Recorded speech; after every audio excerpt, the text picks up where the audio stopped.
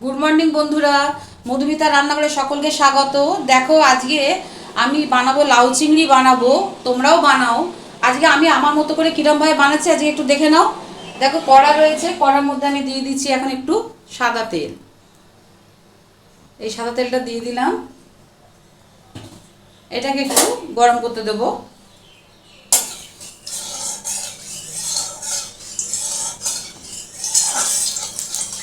কড়াটা অবশ্য আমি আগে থেকে একটু গরম করার জন্য চাপিয়ে রেখেছি, একটু গরম হয়ে গেলেই তোমাদেরকে দেখাবো। আচ্ছা দেখো, তার আগে বলে দিই, দেখো লাউ সাধারণত অনেক সময় কুচি কুচি করে একদম মিহি সরু সরু করে কেটে লাউ চিংড়ি হয়, কিন্তু আজকে আমি একটু এটা একটু একটু ঝোল মতো রাখবো, যার জন্য আমি এই দেখো ডুমো ডুমো করে লাউ কেটেছি। আর তার সাথে আমি দিয়ে দিয়েছি ছোট দুটো আলু। এটাতে কী হবে, পরিমাণটাও বাড়বে। আজকে বিশেষ কিছু রান্না করব না, সেই জন্যে এই জিনিসটাই আমি করবো। দেখো এবার আমি যেটা করবো, তেলটা গরম হয়ে গেছে, আমি চিংড়ি মাছগুলো এর মধ্যে দিয়ে দিচ্ছি।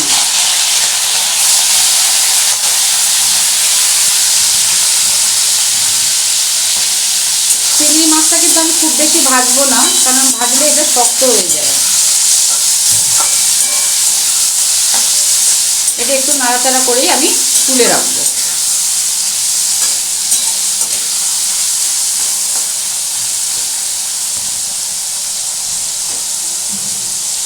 দেখো চিংড়ি মাছ আমার ভাজা হয়ে গেছে, এগুলোকে আমি সুন্দর করে তুলে নিলাম।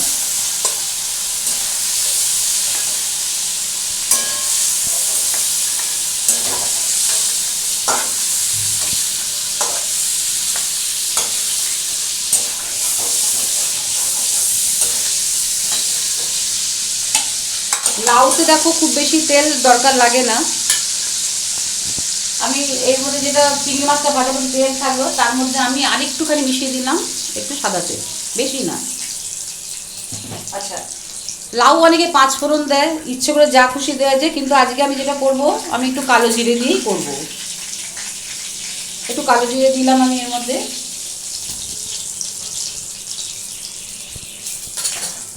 এবার যেটা করব, লাউ চিংড়ি কিন্তু অনেক রকমভাবে হয়, নিরামিষভাবে হয়, কিন্তু আজকে আমি একটু অন্যরকমভাবে করবো। দেখো একটু পেঁয়াজ কুচুনো আছে, আমি একটু পেঁয়াজ দেবো।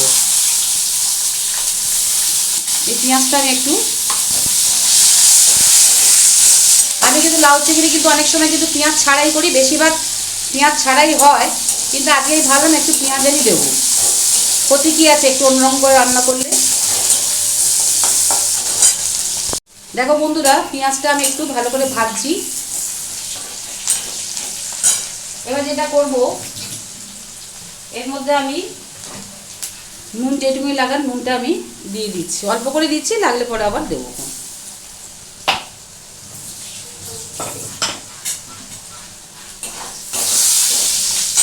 আচ্ছা, এবার দেখো যেটা করব, এখানে রয়েছে আমার একটু ধনে জিরে গুঁড়ো, একটু কাশ্মীরি লঙ্কা গুঁড়ো, একটু হলুদ, আর এটা যে চিনি, সবটাই আমি এর মধ্যে দিয়ে দেবো।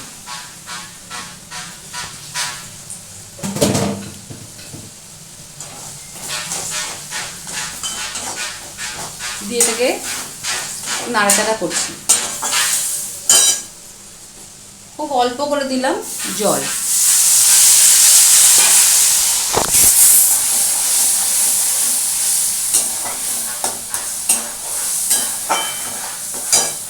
একটু গ্যাসটা বাড়ালাম,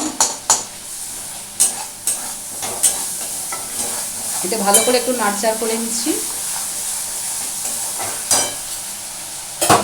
এবার আমি এর মধ্যে লাউ আর আলু সেদ্ধ করে রাখা ছিল, এটাকে আমি মিশিয়ে দিলাম।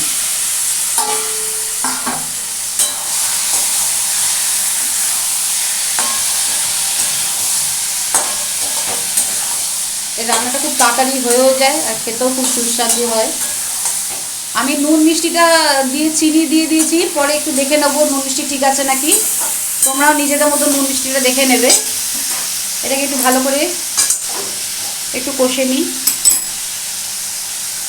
দেখো বন্ধুরা, এটাকে নাড়াচাড়া করছি আমি। এবার আমি যেটা করব, এই চিংড়ি মাছটা আমি এর মধ্যে মিশিয়ে দেবো।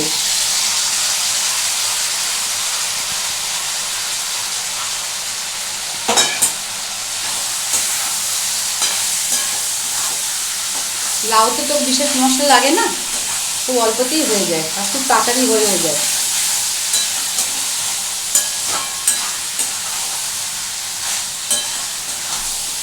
দেখো এবারে মিশিয়ে দেবে এর মধ্যে কতগুলো কাঁচা লঙ্কা,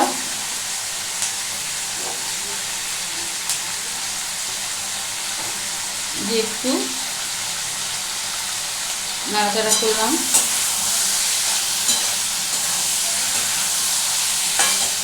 খুব অল্প করে এবার আমি দিয়ে দেবো জল।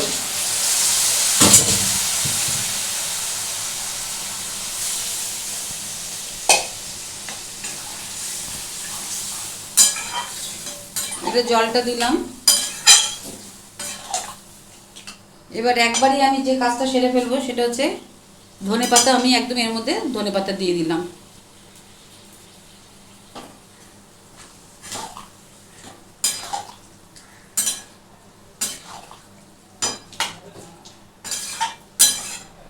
এবার নুন মিষ্টিটা এই পর্যায়ে এসে তোমরা চেক করে নেবে। এটাকে খানিকক্ষণ রাখতে হবে, একটু ভালো করে ফুটতে দিতে হবে, তারপর তোমাদেরকে এসে দেখাবো আলটিমেটলি কি হলো। দেখো বন্ধুরা, আমি ঠিক 10 মিনিট বাদে চলে এসেছি। একদম আমার কমপ্লিট। আমি নুন মিষ্টি সব দেখে নিয়েছি। একটু ঝোল ঝোল হবে। এটা একদম আমি শুকনো শুকনো, অনেক সময় লাউ চিংড়ি একদম মাখা মাখা হয়, সেটা আজকে আমি করিনি, আজকে আমি এই প্রিপারেশনে করেছি। মোটামুটি আমার এটা একদম কমপ্লিট হয়ে গেছে। দেখো এটা আমি এবারে সার্ভ করবো।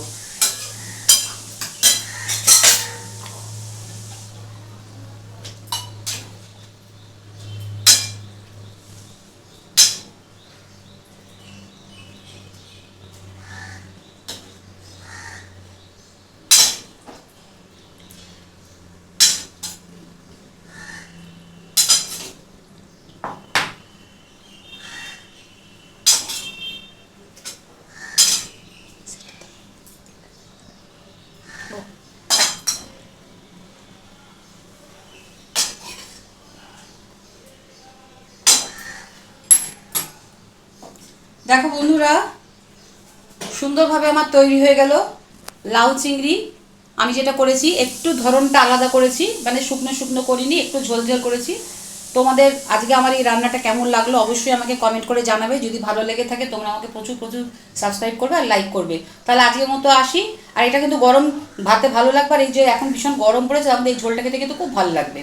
আর যদি ভালো লেগে থাকে অবশ্যই তোমরা আমাকে সামনের দিকে এগিয়ে নিয়ে যাওয়ার জন্য সাহায্য করবে। তাহলে আজকের মতো আসছি, আবার নিয়ে চলে আসবো তোমাদের জন্য নতুন কোনো রেসিপি।